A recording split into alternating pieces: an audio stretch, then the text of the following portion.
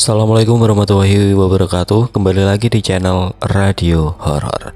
Untuk kisah kali ini ada sebuah cerita dari tulisannya Lintang Ageng. Dan untuk kisah yang akan saya bawakan kali ini, sebuah kisah yang berjudul Dukun Beranak. Sebelum kita lanjut ke ceritanya, tekan dulu tombol like video ini dan jangan lupa tekan juga tombol subscribe channel ini. Nyalakan juga lonceng notifikasinya agar tidak ketinggalan cerita-cerita lainnya. Dan seperti apa untuk kisah kali ini? Langsung saja kita masuk ke ceritanya.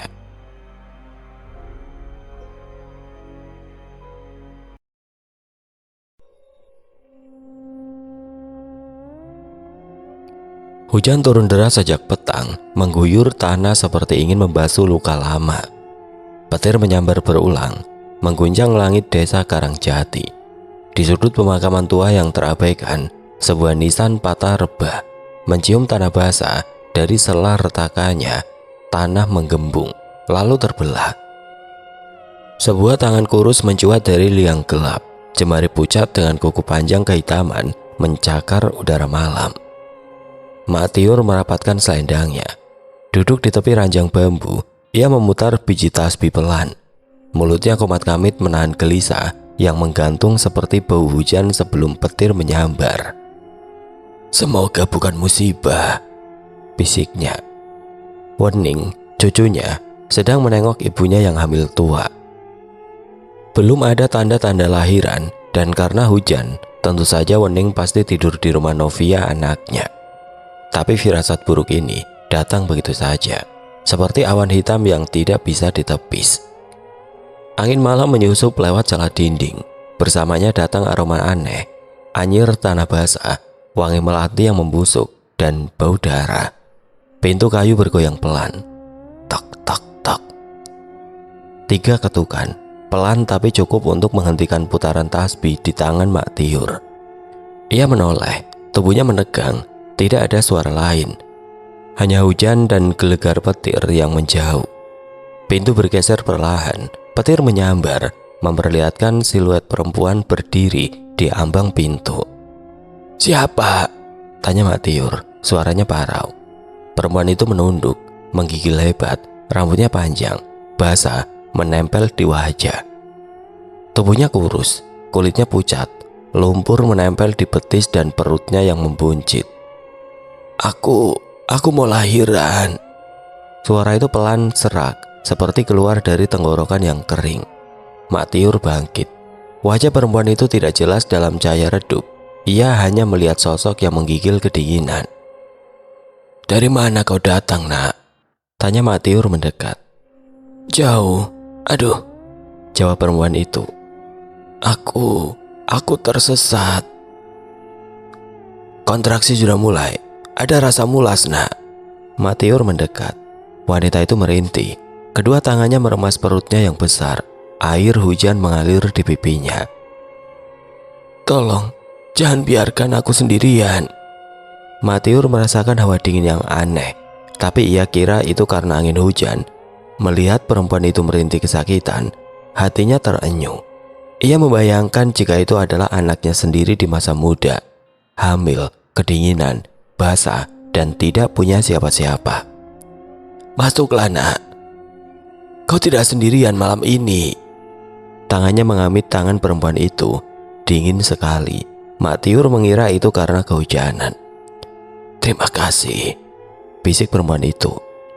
Aku takut bayiku akan mati." Mak Tiur membimbingnya masuk. Sebuah selimut tebal ia sampirkan untuk perempuan itu. Teh panas manis juga ia seduh untuk memberikan tenaga. "Minumlah dulu," kata Mak Tiur. "Kau perlu tenaga untuk melahirkan." Perempuan itu menerima cangkir dengan tangan gemetar. Anehnya, uap panas dari teh itu seperti menghilang begitu saja. Ruangan terasa semakin dingin. "Namaku Sari," kata perempuan itu pelan.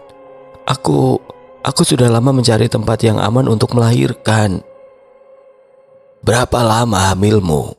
tanya Mak Tiur sembari menyiapkan peralatan persalinan. 9 bulan. Tidak, mungkin lebih." Sari menjawab ragu-ragu. "Rasanya sudah lama sekali. Aku tidak ingat kapan tepatnya. Mak Tiur mengernyit. Jawaban yang aneh, tapi mungkin karena perempuan ini stres, kontraksi Sari semakin kuat. Ia merintih, tubuhnya melengkung menahan sakit. Sakit sekali.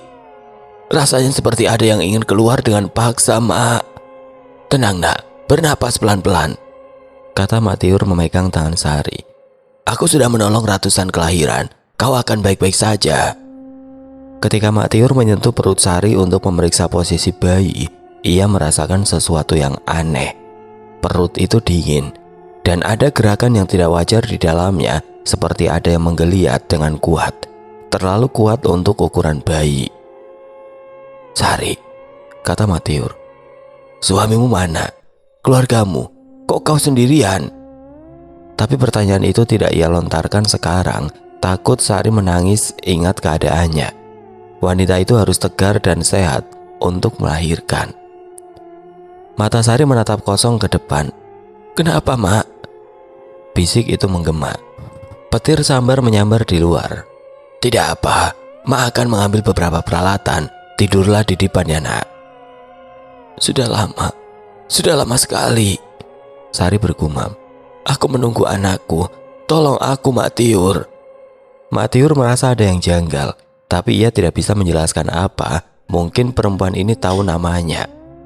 Tetapi sebagai dukun bayi, tentu saja seluruh warga desa dan tetangga kampung tahu namanya.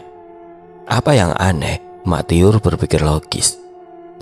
Kau harus tarik nafas dan mengembuskannya perlahan. Belum boleh mengejan ya, kata Mak Tiur mencoba menenangkan. Setiap dorongan itu datang, tariklah nafas, tahan, lalu hembuskan perlahan.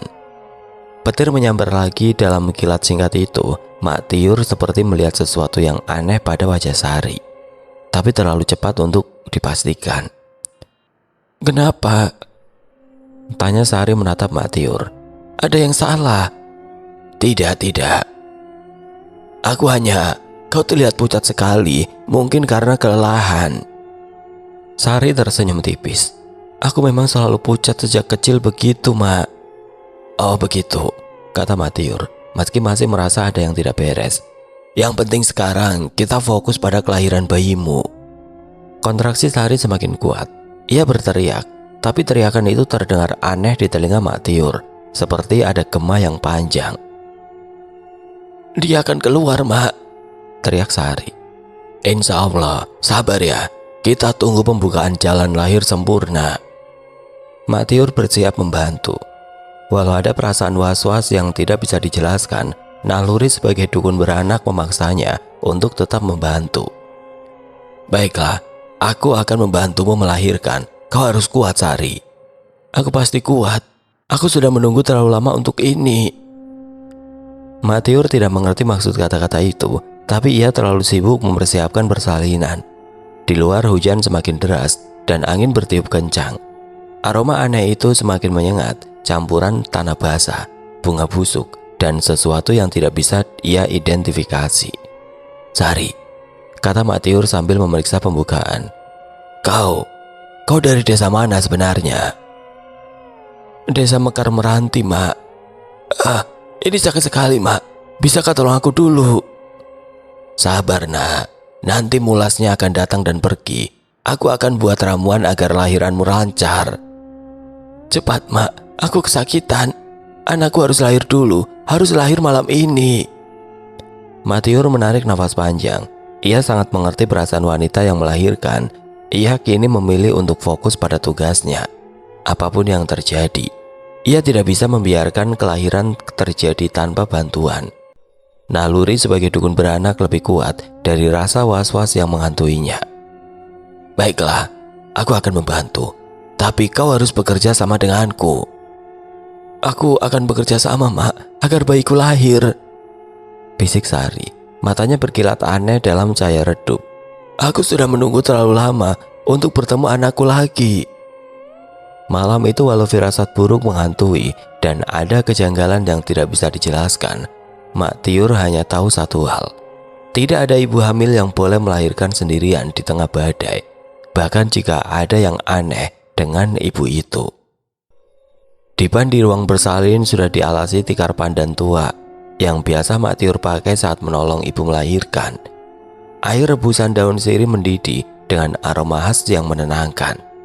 Namun hawa dingin di dalam rumah tidak juga menghilang meski api di tungku menyala terang. Baskom berisi dengan wastafel sudah berisi air hangat. Sari duduk bersandar di dinding, nafasnya terengah-engah. Rambutnya menempel di pipi pucatnya dan matanya entah kenapa selalu terpejam seperti orang yang sedang bermimpi buruk. Mak Tiur membungkuk, meraba perut yang membesar itu lembut tapi terlalu dingin, seperti bukan daging manusia. "Dingin sekali, Nak," bisik Mak Tiur, mencoba menghangatkan bagian perut dengan telapak tangan. "Sudah berapa lama kau merasa begini?"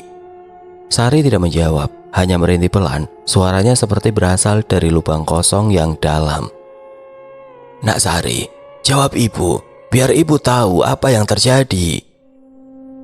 Sejak tadi malam," saut Sari dengan suara parau. "Perutku dingin terus, Bu, seperti ada es di dalamnya."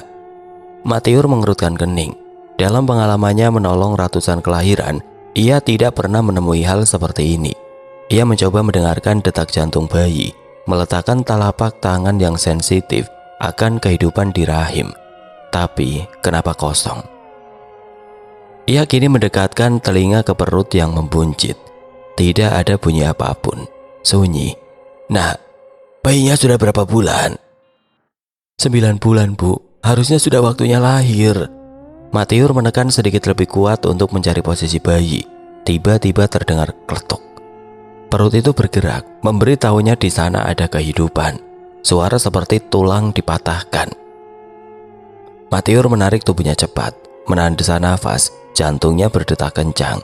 Tapi ia menenangkan diri. Mungkin hanya ilusi, mungkin hanya usus si ibu. Rasa lapar dari lambung juga memberikan suara nyaring. Tangan tanpa stetoskop itu detail mencari detak jantung lagi. Dek, dek, dek. Terdengar lemah. "Ada apa, Mak? Kenapa muka Mak jadi pucat begitu?" tanya Sari. Mata itu gelisah tanpa cahaya terbuka. "Tidak apa-apa, Nak. Ibu cuma kaget saja. Tapi bayimu siap lahir. Sekarang ini ketuban belum pecah. Kau tidak boleh mengejan. Kalau sakit, kau boleh menahan nafas sambil berzikir." Mak Tiur mengambil mangkuk berisi air ramuan beberapa daun yang hangat, hendak menyuapi Sari. Saat mendekat, ia menyadari sesuatu yang aneh. Sari lebih banyak terpejam daripada membuka mata. Dari tadi ia bicara, menangis, merintih, tapi matanya sering terpejam. "Nah, lihat wajah Mak Tiur ya. Biar tenang hatiku. Kau harus terus terjaga. Buka matamu agar bayimu lahir selamat," ucap Mak Tiur dengan lembut. Sari hanya menggeleng pelan, tubuhnya bergetar. "Iya, Mak, tapi mataku memang sering perih luar biasa." "Kenapa bisa perih? Sakit apa?" "Tidak tahu, Mak. Dari kemarin mataku seperti terbakar kalau dibuka. Mungkin sakit mata tapi saya acuhkan." "Tapi kau harus terjaga ya, Nak." Mak Tiur merasakan keanehan yang semakin kuat. Ia kembali memeriksa bagian bawah tubuh Sari untuk melihat perkembangan pembukaan. Air ketubannya mulai keluar, namun warnanya hitam pekat seperti air sumur yang membusuk. "Ya Allah," gumam Mak Tiur menahan mual. "Kenapa, Mak? Apa ada yang salah? Anakku bisa selamat kan, Mak?" isak Sari terdengar sambil bicara. "Tidak, Nak. Semua baik-baik saja. Kamu tenangkan hatimu dulu." Mak Tiur menarik nafas panjang, mulai menyusun peralatan yang dibutuhkannya. Pisau bambu yang sudah diasah, ramuan untuk pendarahan, cairan antiseptik untuk mengikat tali pusar, kain bersih untuk membersihkan bayi. Tangannya bergerak otomatis, mengikuti rutinitas yang sudah ia lakukan bertahun-tahun. Tiba-tiba suara dari luar rumah menghilang. Tidak ada suara hujan yang tadi deras, tidak ada suara angin yang meraung. Sunyi, benar-benar sunyi, seolah dunia sedang menahan nafas. "Mak, aku takut. Suasana jadi sepi begini," tanya Sari, suaranya gemetar. "Mungkin hujan sudah reda, Nak." Mak Tiur menoleh ke arah jendela, berusaha menenangkan pasiennya yang juga gelisah sambil terus menahan sakit. Ia tidak melihat apa-apa kecuali kabut putih yang menempel di kaca, seolah seluruh dunia ditelan kabut tebal. Bismillah, desisnya lirih. Ia bersiap menolong sambil terus mengucap zikir yang sudah terbiasa membasahi lidahnya sejak ia muda. Ketika ia menyentuh paha Sari untuk memeriksa pembukaan, kulit perempuan itu terasa seperti daun pisang yang direndam. Lemas, dingin, dan licin. Dan secara tidak sengaja saat menggenggam tangannya, tidak ada denyut nadi. Sari, kamu merasa lemas? Sangat lemas, Bu. Sepertinya darah saya habis. Mak Tiur mulai gemetar. Sebelum ia menarik tangannya, sekali lagi praduga buruk menyapa. Siapakah Sari ini? Sari menggenggam tangannya erat. Jari-jarinya kurus tapi mencengkram seperti akar pohon tua. Tolong aku, Mak. Aku sangat kesakitan. Itu suara lirih. Tapi kali ini ada yang aneh. Ada dua suara yang bertumpuk, menggema. Kenapa suaramu aneh, Nak Sari? Kenapa? Tidak, tadi terdengar seperti bukan cuma suara kamu. Ada suara lain di sini. Entahlah, kenapa begitu nyaring? Mak Tiur tertegun, dadanya sesak, tapi air mata justru mengalir. Ia bukan hanya takut, ia bukan hanya bingung. Ia terlalu kasihan, terlalu sedih melihat seorang ibu yang mungkin menanggung kutukan sendirian. Mungkin dibuang, mungkin disakiti, mungkin tidak pernah tahu siapa ayah dari anak yang dikandung. Apakah ini guna-guna atau santet? Apakah ada yang menghalangi perempuan ini untuk melahirkan? Nah, apa Mak boleh tahu siapa bapak dari anak ini? Biar Mak suruh Karti, tetangga Mak yang bisa disuruh untuk memanggilnya untukmu. Desa Mekar Meranti kan? Sari menunduk. Air mata mengalir dari mata yang masih tertutup. Saya tidak tahu, Mak. Saya tidak ingat. Yang saya ingat hanya kesakitan. Kamu dipaksa? Entahlah, Mak. Pokoknya saya terbangun sudah begini. Sudah hamil besar. Mak Tiur merasakan amarah dan kasihan yang bercampur. Gadis ini pasti korban kejahatan. Tapi sekarang bukan waktunya untuk marah. Sekarang saatnya menyelamatkan jiwa.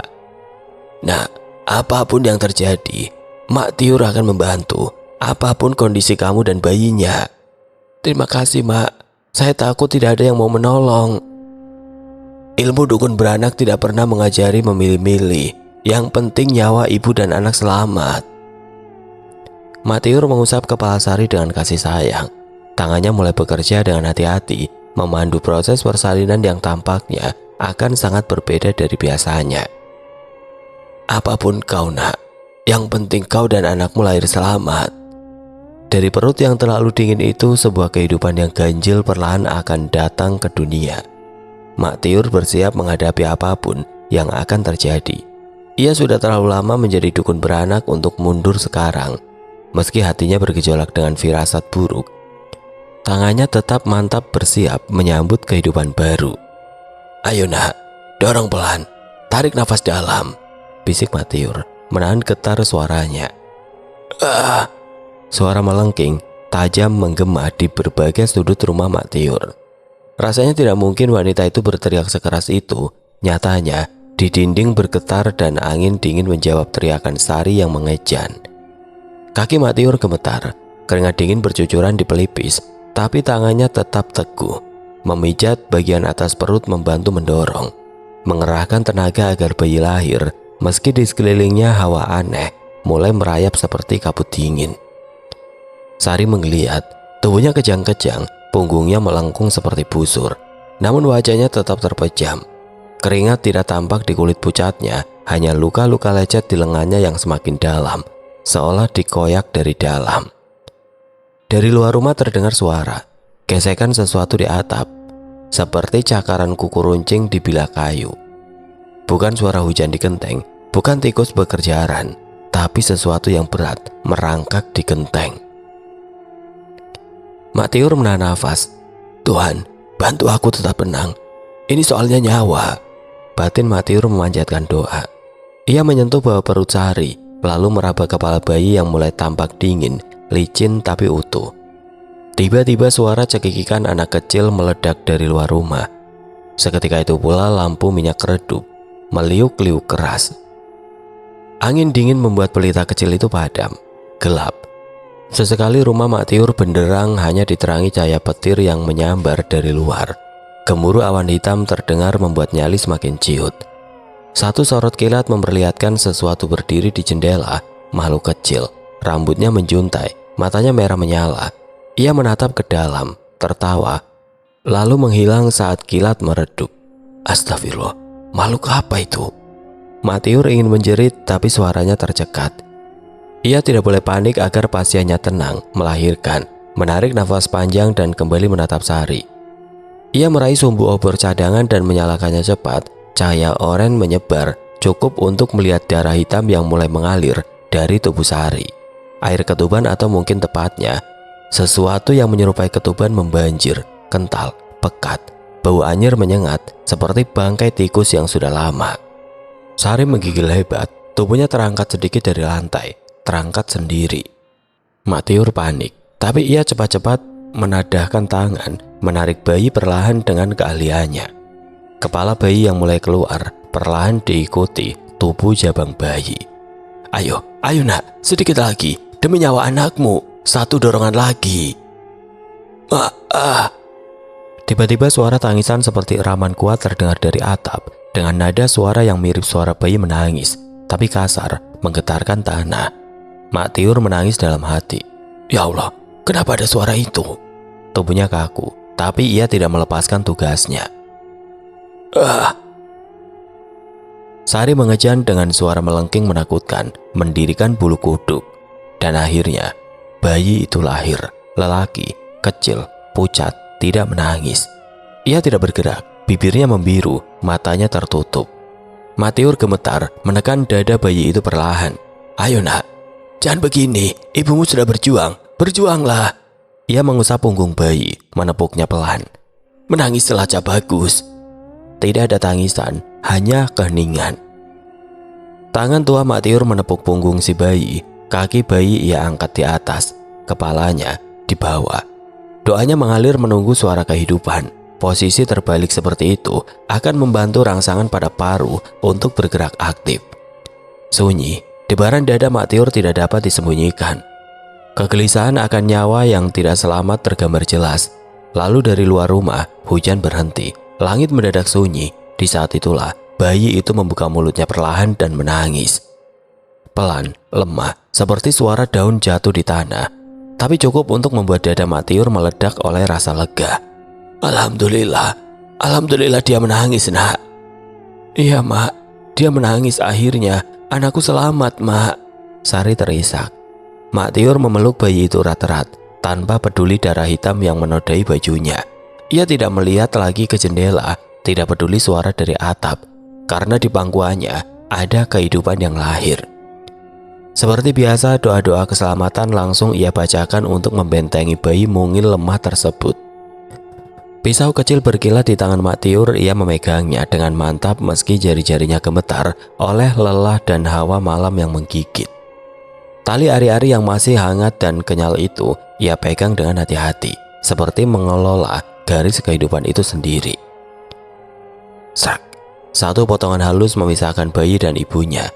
Tetesan darah kental, bukan merah segar, tapi kehitaman dan berbau seperti besi tua, jatuh pelan ke dalam baskom. Bunyi tes-tes menggema lirih di ruangan itu. Mak Tiur menarik nafas. Bayi di pelukannya menggeliat kecil, lalu menangis. Tangisnya serak, serupa lolongan tipis dari celah hutan. Tapi itu cukup jadi tanda ia hidup. Aku harus mandikan bayimu, bisik Mak Tiur pelan, hampir seperti menenangkan dirinya sendiri. Ia bangkit, membawa kain batik dan air rebusan rempah. Air dalam bak bayi hangat. Ia merendam kain pelan lalu mengelap sedikit demi sedikit ke tubuh bayi. Bayi telah rapi dengan kain batik bedong, siap untuk di sisi ibunya. Namun begitu ia kembali ke dalam bilik, langkahnya membeku. Mana hari-harinya? Mata Mak Tiur terbelalak, ekor matanya mencari detail, lalu terlihat. Sari kini duduk membelakangi. Pipinya mengunyah. Tersumpal makanan yang besar, mendesah pelan seperti orang makan terburu-buru. Kain putih yang membungkus tubuhnya kini lusuh dan lengket oleh cairan merah. Tangan kurusnya terangkat, menggenggam gumpalan daging ari-ari yang meneteskan darah. Lidahnya menjulur, ia melahap gumpalan itu. Krok, krok. Bunyi itu pecah di udara. Suara daging robek, dikunyah tanpa ampun. Sari menggigit lagi, liurnya menetes. Hitam kemerahan, gelap, bercampur darah menetes ke lantai tanah. Matiur terpaku. Lututnya lemas, nafasnya tercekat. Sari membalikan wajah perlahan. Wajahnya bukan lagi wajah ibu lelah. Matanya membelalak merah, mulutnya belepotan darah, bibir yang sibuk mengecap sementara rambutnya sepanjang lantai. Manis, hari-hari anakku manis, Ma. Lalu ia tertawa. Tawa kering, cekikikan panjang yang seakan berasal dari rongga kosong di dada. Matiur mundur satu langkah. Tangannya gemetar. Bayi di pelukannya meringis, tapi tidak menangis. Dan Sari terus mengunyah rakus, brutal. Seperti binatang yang melahap mangsa, lebih rakus tanpa rasa jijik sekalipun. Tangis bayi perlahan mereda. Matiur menyelimuti tubuh mungil itu dengan kain batik tuanya, menggigil oleh kehangatan yang tidak sepenuhnya manusiawi. Apa ia selamat? Sehat? Tanya Sari dengan suara yang membuat Matiur bergidik. Bayimu sehat? Suara Matiur gemetar. Darah hitam masih mengenang di bawah tubuh Sari yang terkulai lemas. Obor di sudut ruangan berkedip-kedip, nyalanya goyah seolah ketakutan. Lampu di rumah itu kini jadi berkedip karena anginnya masuk begitu kencang. Matiur tidak jadi meletakkan bayi di depan Sari. Matiur tersentak mundur, namun belum sempat ia bersuara, senyum Sari mereka. Baju putihnya tadi berubah menjadi warna merah darah, rambutnya yang hanya sepinggang dan kini menjadi panjang sampai ke lantai, berkibar-kibar dihempaskan angin. Wajahnya semakin putih memucat. Kulit pipinya penuh belatung dengan luka seperti daging terbuka menganga. Anakku lahir selamat. Astaga, jerit Matiur, tangannya menutupi mulut. Terima kasih Matiur, kau sudah menolong anakku. Suara Sari berubah, parau, dalam, bertumpuk seperti gema dari perut bumi. Kau, kenapa wujudmu jadi seperti ini? Aku melahirkan selamat. Matiur bergidik. Tangannya gemetar hebat, ia menoleh ke bayi di pelukannya. Tadinya kecil, lemah, tapi kini tangan mungilnya tumbuh kuku panjang, tajam seperti belati, mulutnya terbuka, memperlihatkan barisan gigi kecil. Tapi jumlahnya ratusan, bertumpuk-tumpuk di langit-langit, mulut seperti jeruji. Matanya menyala lalu bibir mungil itu menyeringai. Astaga, astagfirullah. Matiur menjerit, tapi suara itu tertahan di tenggorokan. Tubuhnya lunglai, air mata menetes. Apa ini? Ya Allah, apa yang telah aku bantu untuk lahir? Tubuhnya menggigil ketakutan. Kau sudah melahirkan saudara kami, Mak. Terima kasih. Sosok berambut panjang lain di sudut ruangan muncul dan tersenyum, mata merahnya berkilau dalam gelap. Jangan takut, Matiur. Kami tidak akan menyakiti penolong kami. Dari langit-langit rumah suara cekikikan anak-anak meledak seperti hujan kerikil. Dinding rumah bergetar, bayangan menari di sekeliling. Siapa yang tertawa di atas sana? Tanya Matiur dengan suara bergetar. Kakak-kakak kami yang lain, Bu. Mereka ikut senang. Wajah-wajah putih tanpa mata muncul di dinding, seolah mencoba keluar dari bilik-bilik bambu. Mulut mereka menganga, mengeluarkan suara desisan seperti ular. Ampun, jangan ganggu aku tidak tahu, ampuni aku. Jangan takut, Bu, kau sudah menjalankan tugasmu dengan baik. Matiur tidak sanggup melepaskan bayi dari genggamannya, tapi ia juga takut menatap bayi itu. Tubuhnya lemas. Sari, atau makhluk yang menyerupainya, merangkak di lantai dengan tubuh terpelintir ke belakang. Rambutnya menjuntai, ujung-ujungnya berdenyut seperti tentakel. Kau kenapa, Sari? Rasa khawatir menyeruak di hati Matiur. Sari hanya tertawa, tawa panjang, dingin dan tidak berperasaan. Jangan takut, kau telah membantu kami lahir, itu berarti kau keluarga kami. Suaranya menggema di seluruh penjuru ruangan, seperti ada puluhan mulut yang mengucapkannya bersamaan. Keluarga? Maksudnya apa? Kau sudah menjadi bagian dari kami, Matiur. Bayi di pelukan Matiur mulai bergerak. Kukunya yang tajam mencakar kain batik hingga sobek. Mata merahnya menatap wajah Matiur dengan lapar. Dia, bayiku kenapa, Mak? Dia mau menyusu, Nak, seperti bayi lainnya. Gemetar Matiur memberitahu. Sari bangkit dengan gerakan tidak wajar. Tulang-tulangnya berbunyi krek-krek. Lehernya berputar 180 derajat menghadap ke belakang. Tubuhnya melenting ke belakang membentuk gerakan kayang. Lalu berjalan mendekat pada Matiur. Astaga, lehernya. Matiur berteriak dalam hati. Di luar rumah, suara langkah kaki telanjang mulai terdengar. Puluhan pasang kaki melingkari rumah, berderap pelan tapi pasti. Siapa yang di luar sana? Kenapa kalian mengelilingi rumahku? Matiur menoleh ke jendela. Bayangan-bayangan tinggi berdiri di halaman. Mata merah mereka berkilau dalam gelap. Rambut panjang mereka menjuntai hingga tanah. Mereka mau apa, Sari? Mereka menengok anakku, Mak. Bayi di pelukan Matiur mulai mengeluarkan suara seperti kucing mengeong, tapi lebih dalam dan menakutkan. Dia lapar, Sari. Susui dia. Matiur menyodorkan bayi itu perlahan. Makanan. Dia butuh darah segar, Mak. Seperti yang biasa kami makan. Matiur tidak mampu melawan. Matanya berkunang, kepalanya ringan. Dunia berputar. Kepala Matiur terasa sakit. Sebuah potongan jari entah dari mana datang melesat dari daun jendela. Tirai jendela tersingkap oleh kekuatan tidak kasat mata. Jari itu terbang begitu saja dan ditangkap oleh Sari. Sari memberikan pada bayinya yang menangis. Suara itu lebih mirip, menggeram dan mengerang, bagai kucing bertengkar. Tangis itu reda begitu potongan jari masuk mulutnya. Di luar rumah, suara tawa berderai. Sosok berwajah hancur, ada yang menyeret kaki, ada yang melayang dan bahkan duduk di atas pintu sambil menggoyangkan kaki cekikikan, memekakan telinga. Jumlahnya banyak, hingga ruang tamu Matiur sempit. Kuntilanak-kuntilanak entah sanak keluarga Sari atau sesama kuntilanak, semua berkumpul di malam yang sunyi. Selamat datang di keluarga kami, Matiur, bisik Sari sambil mengusap penutup rambut Matiur. Astagfirullah. Tubuh Matiur ambruk di lantai tanah rumahnya. Di sebelahnya dipan basah oleh cairan hitam pekat berbau amis masih berantakan. Bayi yang mengisap potongan jari di pangkuan Sari sudah tenang. Fajar belum sempurna mereka ketika suara teriakan menggema dari rumah tua Matiur. Matiur, ini sayur daun ubi aku masak, Matiur. Bu Murti, tetangga paling dekat, menemukan tubuh renta itu terbujur di lantai ruang belakang dengan tangan masih menggenggam selendang lusuh yang basah oleh lendir hitam. Matiur, ya Allah, Matiur. Suara Bu Murti memanggil, tapi tubuh itu tidak bergerak. Mangkuk berisi sayur pecah, sayur membasahi lantai, kulitnya pucat, nafas tidak ada, nadi hilang. Matiur mati. Berita kematiannya menyebar lebih cepat dari matahari yang naik. Novia, putri Matiur yang sedang hamil besar, histeris. Yuda, menantu satu-satunya, menggenggam tangan mertuanya sambil menangis terseduh. Mak, kenapa begitu cepat? Warga berdatangan, tidak hanya keluarga.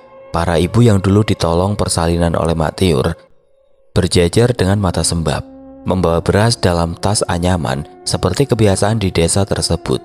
Tanda duka cita. Ada yang membawa kain kafan, membawa makanan untuk persiapan tahlil. Suasana sendu, oleh isak tangis dan raut sedih. Ada yang hanya menangis dalam diam. Air mata bercucuran di setiap sudut rumah. Wening dan cucu-cucu Matiur memandangi tubuh nenek mereka yang tidak bergerak. Belum paham apa arti perpisahan terakhir. Saat jenazah dimandikan, seorang wanita tua bernama Bu Maimun membuka penutup wajah Matiur dan berbisik pelan. Kau pulang lebih dulu, Tiur, tapi ilmu dan kebaikanmu tidak akan mati. Sholawat mengalun pelan. Jenazah disiapkan untuk dikafani. Ustadz Fauzan memimpin doa. Tapi ketika didekati, jenazah hendak diangkat menuju keranda, mata Matiur terbuka, terbelalak, kemudian jemarinya bergerak. Tunggu, Matiur bangun. Jeritan pertama datang dari Bu Murti, lalu yang lain menyusul. Astagfirullah, setan, Matiur jadi setan, tolong. Orang berlarian menjauh ketakutan, ibu-ibu menangis, anak-anak menjerit, takbir meledak di udara. Allahu Akbar, Allahu Akbar. Matiur bangkit pelan, tubuhnya lemah, wajahnya kebingungan, tapi suaranya jelas terdengar. Novia, Nov, aku bukan setan, aku Matiur. Warga membeku, mulut-mulutnya menganga. Sebagian membaca ayat kursi, sebagian mundur keluar rumah. Ustadz Fauzan maju, menenangkan. Ia membaca ayat demi ayat dengan suara tegas, lalu meletakkan tangan di dahi Mak Tiur. "Tiur, jika kau bukan jin, sebut nama Allah." Mak Tiur menangis sambil menutup wajah. "Allahu Akbar, la ilaha illallah. Aku masih hidup, Fauzan. Aku yang membantu Mina istrimu melahirkan. Ada apa ini?" Hening. Ustadz Fauzan menarik nafas. "Ini bukan mayat hidup, ini bukan jin, ini mati suri." Tangis kembali pecah, kali ini bukan karena takut, tapi karena syukur. "Masya Allah, Allahu Akbar, Alhamdulillah Mak Tiur." Ibu-ibu berpelukan. Novia jatuh terduduk, memeluk kaki ibunya sambil terisak. Yuda sujud, tidak sanggup berkata apa-apa. Pelukan Novia dan Mak Tiur membuat semua orang menitikan air mata. Dipandu Ustadz Fauzan, ucapan syukur dan Al-Fatihah berkumandang pagi itu dengan lantang. Mak Tiur menggigil masih lemas. 3 hari berlalu sejak Mak Tiur membuka matanya di tengah prosesi kematiannya sendiri. Warga desa Sekar masih membicarakan kejadian itu. Jenazah yang bangkit dan tangis Mak Tiur yang membelah histeria warga. Namun waktu ucapan syukur dan warga yang menengok keadaan Mak Tiur tiada berhenti. Mak Tiur pulih perlahan. Ia bercerita, "Yang aku tolong bukan manusia biasa, tapi ia tidak berniat jahat. Aku membantunya melahirkan di kamar pasien, di depan sederhana rumahku. Lalu ia mengajakku ke rumahnya, rumah mewah, dan di sana sebuah syukuran sedang berlangsung untuk kelahiran anaknya yang kutolong. Saat wanita bergaun merah itu pulang, aku membuka mataku sudah di dalam rumah, dijadikan jenazah oleh kalian." Desa nafas dan hembusan nafas tegang dari orang-orang yang mendengar apa yang terjadi dengan Mak Tiur. Malam setelah bangkit dari mati suri, Mak Tiur bermimpi. Ia berdiri di tengah pematang sawah, tubuhnya ringan, kakinya tidak menyentuh tanah.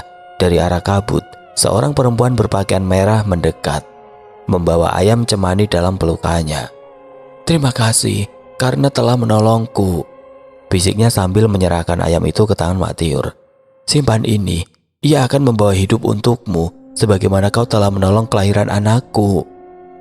Mak Tiur terbangun dengan dada sesak dan air mata menempel di pipi. Di pangkuannya, seekor ayam hitam dipelukan. Seminggu kemudian ayam itu tumbuh cepat. Tidak lama, 1 ekor menjadi 2, 2 menjadi 7. Mak Tiur tidak begitu serius membesarkan ayam itu, hanya memberi sisa nasi yang tidak dihabiskan wening. Tapi kandang bambu kecil di samping dapur kini dipenuhi cemani. Desas-desus itu mekar seperti jamur usai hujan. Konon ayam cemani milik Mak Tiur bukan sembarang ayam hitam. Auranya berbeda, sorot matanya tajam. Konon lagi, jika ayam-ayam itu berkokok walau jarang, suara mereka bisa membuat bulu kuduk berdiri. Bahkan ayam kampung lain ikut bungkam. Para kolektor dari kota mulai berdatangan. Dukun spiritual dari pelosok Jawa Timur menanyakan alamat. Peternak besar dari Jawa Tengah dan Jawa Timur menyambangi halaman rumah tua itu, membawa tas hitam berisi uang tunai. "Kalau ayam cemani dari sini lain auranya," ujar seorang pria berkacamata, memeriksa bulu dan kaki seekor ayam dengan takzim. Awalnya Mak Tiur menolak uang pembelian ayam cemani. "Cemani ini bukan daganganku, ini hanya hadiah dari seseorang. Aku tidak menjualnya." Tapi setelah Yuda, menantunya membangun kandang bambu yang lebih layak, akhirnya Yuda diizinkan menjual ayam tersebut. Itu pun hanya beberapa ekor tiap bulan, sisanya dipelihara seperti anak-anak sendiri. Tidak sampai setahun, halaman belakang yang dulu hanya ditumbuhi daun pisang, kini jadi peternakan cemani yang ramai pembeli. Namun yang membuat orang-orang memanggilnya dengan bisik penuh hormat, bukan hanya ayam-ayam hitam yang dipeliharanya. Mak Tiur dikenal karena mampu berbicara pada mereka yang tidak kasat mata. Pernah seorang anak lelaki mendadak meraung di tengah pelajaran mengaji. Tubuhnya kejang, matanya memutih, lalu suaranya berubah serak dalam bahasa yang tidak dimengerti siapapun. Warga panik. Anak-anak menjerit, ibu-ibu menangis sambil memeluk dinding, lalu seseorang memanggil Mak Tiur.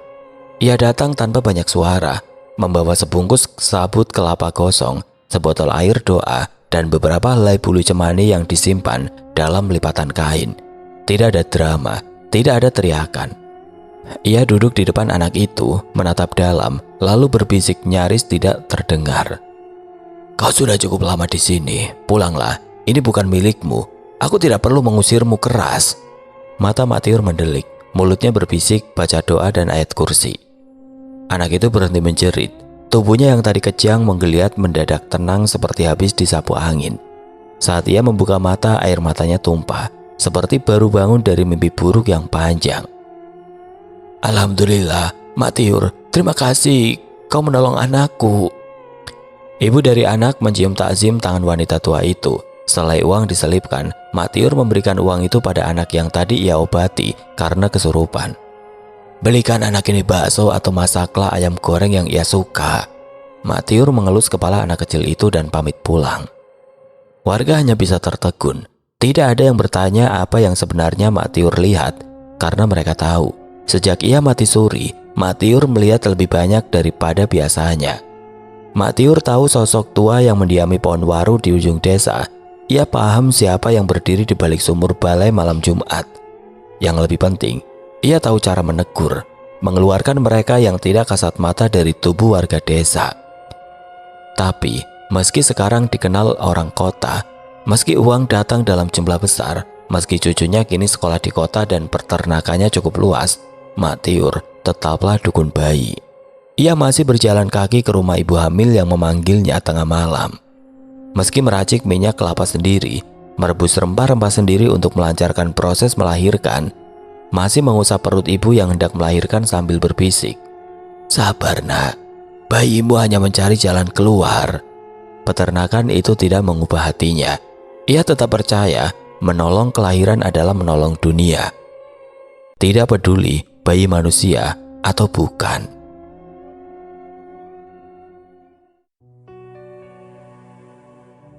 Oke teman-teman, sekian untuk kisah kali ini. Bagaimana menurut kalian tentang kisah ini? Tulis komentar kalian di kolom komentar.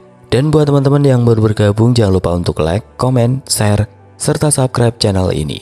Dan nyalakan juga lonceng notifikasinya agar tidak ketinggalan cerita-cerita lainnya. Dan akhir kata, wassalamualaikum warahmatullahi wabarakatuh.